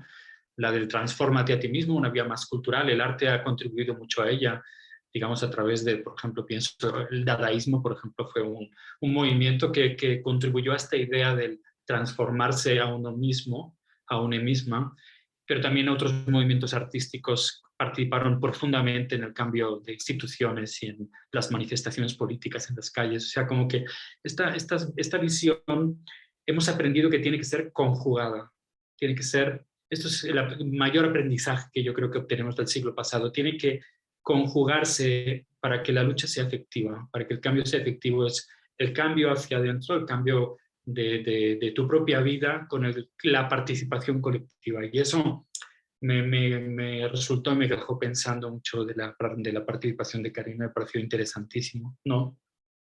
Pienso, digamos, como que la confluencia entre formas de conocimiento que también se refleja en el proyecto de Tony, ¿no?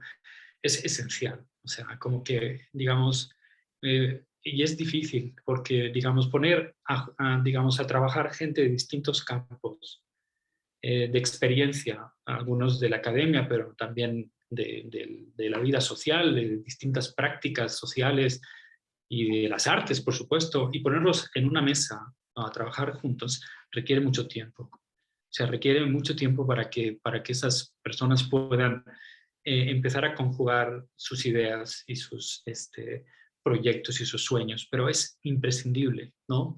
Sin esta confluencia, donde además hemos de dejar atrás como nuestros respectivos egos académicos y o profesionales para poder escuchar a los demás y generar un territorio que yo le llamaría como un tercer espacio, una especie de tercer espacio de encuentro, donde nadie está exactamente en su casa ni fuera de ella, sino como que todo es a la vez familiar y extraño para todos los que estamos. Para generar ese territorio de experimentación colectiva es necesario salir un poco de tu casa, de tu terreno, digamos, de conocimiento, donde te sientes familiar, donde te sientes cómodo, para poder estar en un territorio un poco más más móvil, más donde las ideas pueden replantearse, reformularse, ese territorio de experimentación. Ahí las artes creo que pueden jugar un papel importante, ¿no?, en todo esto, que es un ingrediente que puede jugar un papel precisamente a generar este espacio de encuentro, ¿no? Pero bueno, esta sería como mi reflexión. Muchas gracias, Pedro. Tony, ¿qué nos dices? Sí, que está muy bien lo que han dicho Karina y Pedro, pero yo soy un pesimista, pero muy pesimista, ¿eh? Soy la persona más pesimista que conozco y la verdad es que no veo, por lo menos desde mi percepción, los grandes retos de la alimentación, ¿no?, en el mundo, ¿no?, la sustentabilidad, ¿no?, o sea, hacia dónde vamos, los sistemas alimentarios. Y esta relación, ¿no?, con lo que decían tanto Karina como Pedro, de qué es lo que yo puedo hacer, ¿no? Pedro, dices que hemos aprendido, ¿no?, que el siglo XX nos ha enseñado que estas dos dimensiones que tienen que trabajar juntas, ¿no?, como decía Karina. Ostras, no sé si nos lo ha enseñado. No sé si cuando comemos, que es lo único que yo entiendo un poco, bueno, eso entiendo bastante, no nos engañemos, sobre comida, pero cuando comemos, cuando escogemos ¿no?, cuando vamos a la compra, cuando decimos nuestros actos alimentarios, cuando cocinamos, en general, evidentemente, que luego en concreto hay 1000 casuísticas, ¿no? Pero no sé si en cualquier, en cualquier ciudad, porque el ámbito estrictamente rural, que no es ¿no?, que somos más urbanos de lo que creemos, ¿no?, en el mundo, pero en el ámbito rural aún es diferente, con cosas buenas y con cosas malas. En el ámbito urbano, con esta culturación alimentaria, ¿no?, que conlleva, con esta deslocalización ¿no? No hay tiempo, no hay espacio, no hay temporadas, ¿no? No hay campesino cerca o campesina que, ¿no?, que es la que me trae los tomates, etcétera, etcétera. No sé si sabemos, si somos capaces de organizarnos, ¿no? No sé, Karina, yo pensaba que en mi pesimismo patológico, ¿sabes qué pensaba? Imagínate que hay que ser pesimista. Pensaba, ¿y de estos, de tus 101 griegos, ¿no?, heroicos, cuántos quedan, ¿no? No sé. Yo puedo contestar un poco. Hay veces que soy una pesimista patológica cuando estudio, por ejemplo, cómo las estructuras no cambian y esta tensión siempre existe, pero también hay ese aspecto más optimista, digamos, que las cosas siempre han cambiado, pero cuando cambian es el nuevo normal y no lo vemos. Por ejemplo, en el sistema alimentario, la idea del orgánico, por ejemplo, 100 años, como al inicio del siglo XX, era una experimentación y ahora es algo normal. Claro, fue cooptado, pero es algo de más. Entonces siempre estamos moviendo la ventana de experimentación y esta tensión que es, bueno, desde siempre entre ¿pueden la gente cambiar las cosas o es toda la estructura? Es un debate que vamos siempre a tener. Pero el hecho es que dependiente de los momentos, hay ventanas donde la gente puede actuar más y hay momentos que no. Y entonces pienso que siempre hay estas ideas, estas prácticas, estas maneras de vivir que pueden inspirarnos para añadir algo más. Y entonces, por eso soy un poco optimista. Y a un momento pienso que la cosa más difícil no es que no hay experimentos, es que hay relaciones de poder tan diferentes entre los diferentes caminos de cada uno. Entonces, el reto va a estar cómo traer estas otras versiones plurales para bueno, resistir a otras tendencias. Entonces, en el caso de mis griegos, fue facilitado por el hecho que había este aspecto cultural, esta relación con la tierra que preexistía de una forma u otra, pero que fue retransformada. Y también ahora con COVID fue aumentado porque con el COVID mucha gente decidieron ir a áreas rurales. Entonces, eso hablan muchos los sociólogos rurales, que el rural se está urbanizando, no de forma necesariamente estructural, pero también con la gente que están viniendo, y también yo diría el urbano se ha ruralizado un poco, y entonces eso es un cambio que estamos viendo ahora con el COVID, pero también el COVID trae dificultades que no tenían antes, por ejemplo, estos nuevos productores y pequeños productores en general. Por ejemplo, en Grecia, durante el lockdown, no permitieron a la gente de traer sus productos en la ciudad, solamente en las redes más formales. Entonces, todos mis pequeños productores que estaban basados sobre su relación más personal con la ciudad para vender, por ejemplo, eso fue cortado. Y entonces hicieron otras cosas para resistir. Y hay siempre este tensión entre algo que pasa a nivel más estructural, una nueva innovación y pienso que tenemos una ventana que cambia cada vez. Muchísimas gracias. Es súper interesante discusión.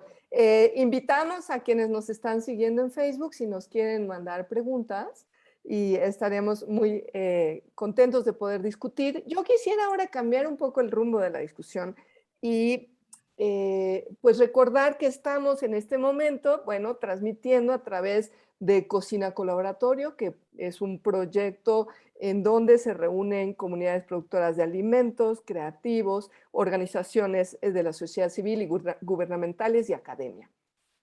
Y ese conjunto de actores, pues digamos que impone varias oportunidades, como las que nos presentó Pedro y Karina, pero también, digamos, retos importantes en términos del qué hacer, ¿no? El qué hacer del científico, el qué hacer de los creativos como parte de estos equipos, el qué hacer de las organizaciones de la sociedad civil que están brindando servicios a actores específicos, ¿no? Y de alguna forma ustedes estamos pensando en diferentes roles y estamos transmitiendo también gracias al apoyo pues, de la Universidad Nacional Autónoma de México, donde yo soy investigadora. Y donde, si bien la UNAM pues, es una institución muy reconocida, a algunos no les va a gustar lo que voy a decir, pero es una institución extremadamente vieja, ¿no? Extremadamente rígida en muchos aspectos, pero a la vez es una oportunidad de innovación. Entonces, a mí me gustaría explorar un poco esta ventana, ¿no?, de oportunidad. ¿Cuáles son las oportunidades que, por cierto, entre paréntesis, yo soy patológicamente optimista, probablemente demasiado optimista, pero justo partiendo de este optimismo, pienso en ventanas de oportunidad. ¿Qué ventanas de oportunidad surgen de estas convergencias, ¿no? Donde, pues, como decía Karina, por una crisis o por una herramienta con un nuevo acercamiento o con un fin muy específico, nos reunimos desde diferentes tipos de instituciones, diferentes tipos de hacer cosas. ¿Y cuál es entonces el nuevo rol, por ejemplo, para la universidad, para estos diferentes actores sociales en esta búsqueda de transformación? A mí en particular me interesa el rol, ¿no? Cuestionarnos cuál es el nuevo rol de la universidad y de los estudiantes, pero también de diferentes individuos que juegan diferentes papeles en la sociedad.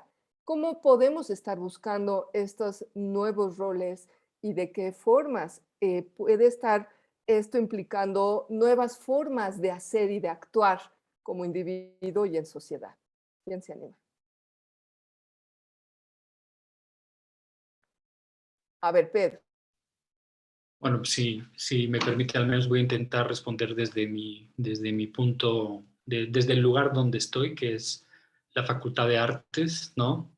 Y digamos, como una de las experiencias que hemos tenido ha sido, pues, convocar precisamente una bienal que tiene, lo que hace es precisamente poner o hacer visibles proyectos de investigación, activismo, ¿no?, que mezclan artes, diseño, pero que están insertos en el mundo. O sea, que son proyectos que tienen trayectoria de trabajo y que apelan a un montón de temas que van desde seguridad alimentaria hasta temas ecológicos. Una de las cosas que hemos descubierto es que hay una buena cantidad de alumnos y alumnas en la universidad que tienen sus propios proyectos, ¿no? Que ya están insertos en una diversidad de luchas, y también profesores y profesoras, pero que nuevamente dividen esos proyectos de su labor universitaria. O sea, como que tienen esta actividad, pero no la conectan necesariamente con sus estudios o con sus labores, digamos, académicas. Y, digamos, por ejemplo, en la Bienal de Artes y Diseño intentamos precisamente, digamos, que estos proyectos se reconectaran de nuevo y que se diera visibilidad en la universidad a este tipo de proyectos. Yo pienso que hay una oportunidad enorme de que la universidad escuche a la gente que primero tiene dentro, ¿de acuerdo?, y a la que no le ha dado visibilidad, porque los proyectos de investigación, muchas veces a los proyectos de investigación no accede la mayor parte de esta gente, por muchas razones, porque son profesores de asignatura que no tienen la capacidad de acceder a un proyecto de investigación, o porque son alumnos y alumnas que a pesar de que tienen proyectos interesantísimos, tampoco acceden a las fuentes de financiación ni de los proyectos ni los programas de investigación de la universidad.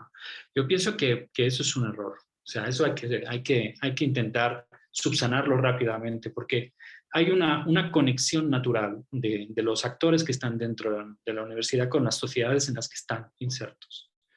Y esto no está aprovechado en absoluto, ¿no? Creo que hay mucho que hacer en este campo, y que la forma en que se distribuyen los recursos en la universidad, digamos, debería cambiar, ¿no? Y hacerse más flexible y ser capaz de aventurarse a apoyar proyectos que ya están en marcha, proyectos de todo tipo, que están en marcha, muy valiosos, y que están en su propio marco sin saberlo muchas veces. Vamos, es al menos desde la experiencia que yo tengo, y que me parece que puede ser interesante, ¿no?, ponerla encima de la mesa. Muchísimas gracias, efectivamente. ¿Antonio o Karina?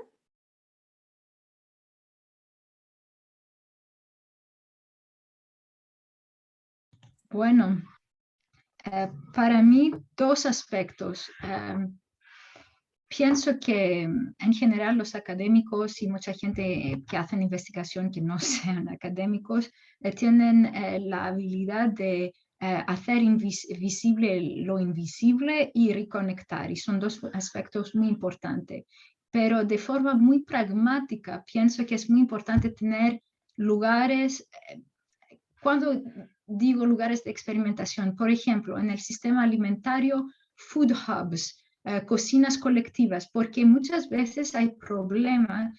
Por ejemplo, el pequeño artesano, cocinero, productor, puede tener una innovación, pero no sé qué es una innovación porque no está conectado a otras cosas. Y ahí puede ayudar a alguien que tiene un diferente punto de vista para que le conecten a otras ideas, otra gente. Y también puede ser, por ejemplo, que hay dificultades para aumentarlo porque, por ejemplo, no tienen una cocina que es con las reglas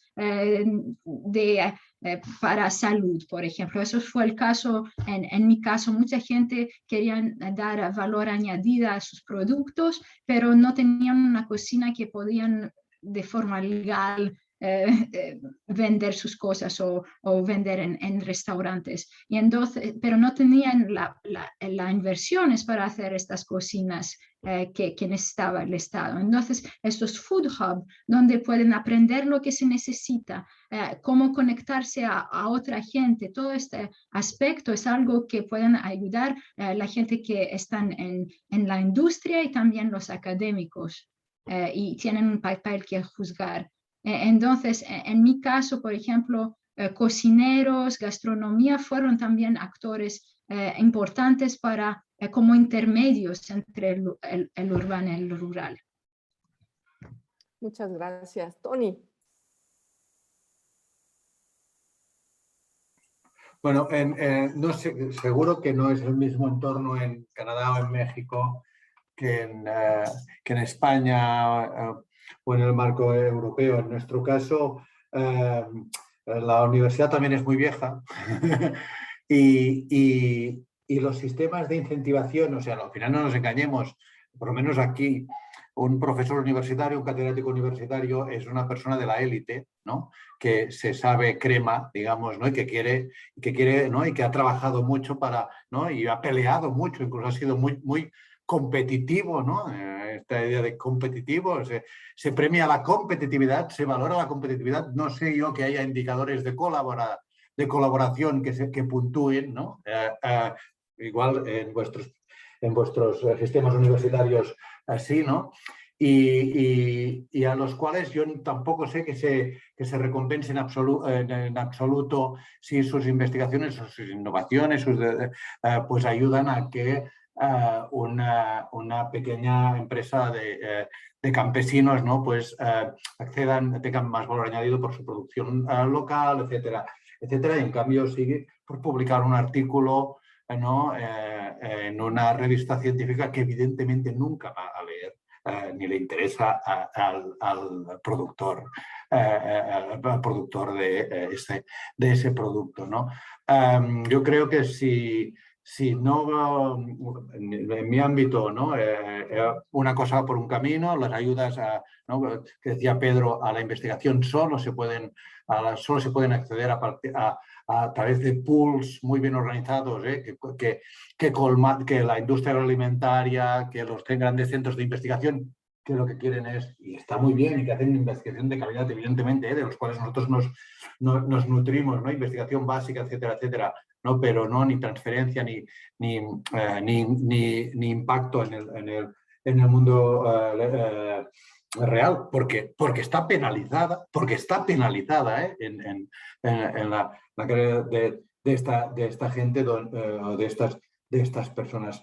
Yo creo que si no cambiamos en nuestro ámbito esto va a ser muy difícil y si tardamos mucho, cuando nos demos cuenta no vamos a tener, por lo menos en nuestro ámbito, donde tenemos en cuenta que en Cataluña tenemos menos campesinos, pero bastantes menos que per cápita que Alemania o que Francia, no que, o sea, y por tanto nos estamos quedando sin aquella gente que hace que nos hace la comida, ¿no? Y bueno, y no nos estamos dando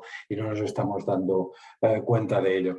Yo creo que estas crisis, estas oportunidades, estar igual sí, Karina, estar tan cerca del colapso, igual, ¿no? Si esto también va a ser una oportunidad, pero tendríamos que replantear la estructura también de conocimiento y de transferencia de conocimiento ¿no? y de que no haya un conocimiento bueno, alto, ¿no? Reconocido, ¿no? Etcétera, con factor de impacto y todas estas cosas, y luego esté la gente que trabaje. Bueno, no sé, está bien, vamos a ver si entre todos conseguimos que pase un poco esto. Excelente, pues muchísimas gracias. Creo que ha sido una sesión muy enriquecedora en donde pues realmente nos permite pensar en diferentes formas de cosas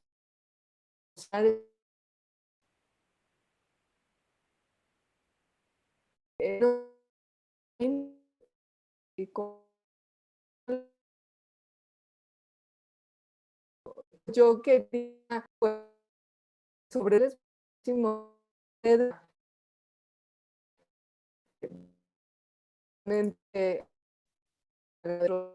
Creo que se está cortando un poco. patrocinadores, era todos, sí, internet, tal vez, a ver si se escucha. No, Pati, se está cortando.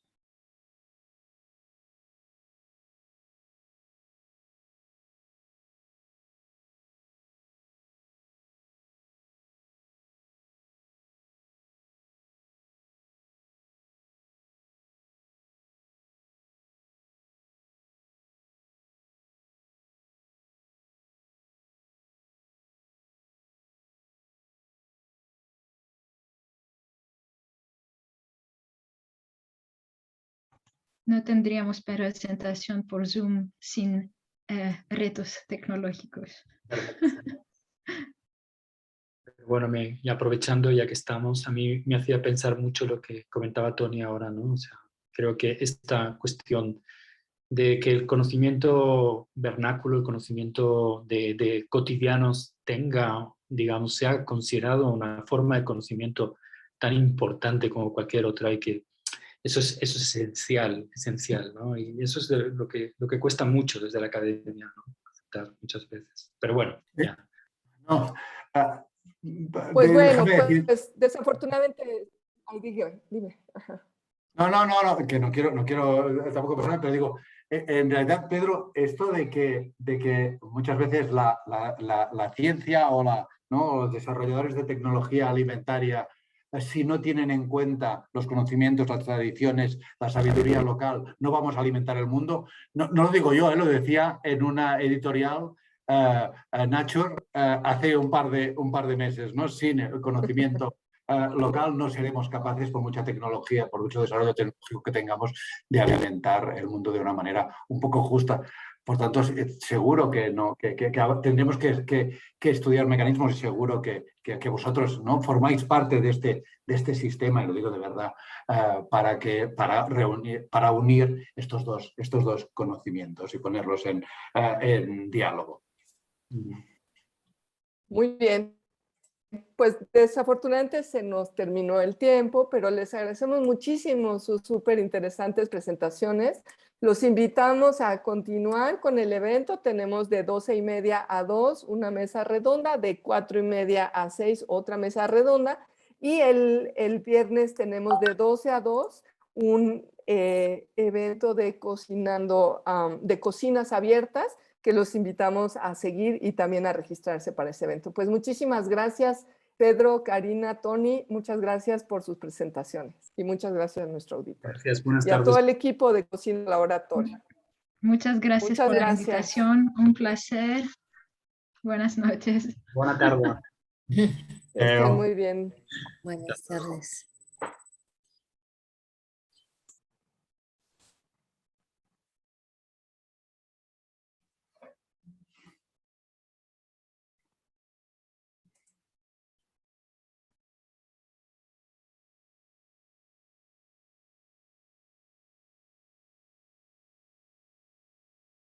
Internacional para la Reducción del Riesgo de Desastres, que se celebró el día de ayer